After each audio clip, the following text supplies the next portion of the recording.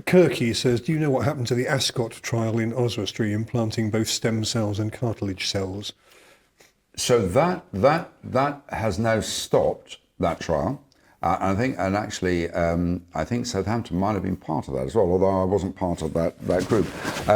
The cartilage cells have been, and patients always ask this because it's what they've read in the Daily Mail Health bits, Times or whatever, and it's sexy surgery because you think, look, I'll just have a few cells taken out of my hip or my knee, I'll have them injected, and I'll grow a new knee, and it's been wonderful, and of course great for the journalists because they can write the space age knee and stuff like that. I think I saw one of those recently where they were saying, well, we can now turn people into lizards where you can pull a bit off and it'll grow again. We've basically got we've got the same DNA as lizards.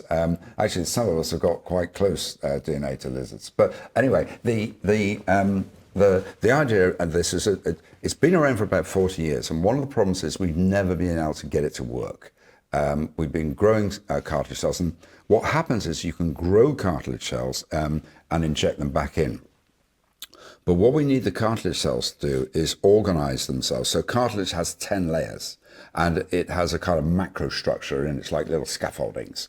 And so we can make these cartilage cells, but they're too stupid to form these 10 layers. We need them to form proper cartilage. And so what happens is that we inject them in, and they will form some scar cartilage, but it's disorganized tissue and breaks down.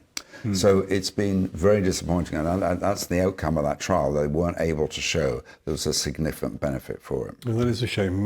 Kirky said that initially it seemed to be quite promising. Yeah, so often the first few results, the first year or so is quite good, and there's I don't know whether there's a kind of emperor's new clothes effect on that. When you've had a big intervention, you say it's good.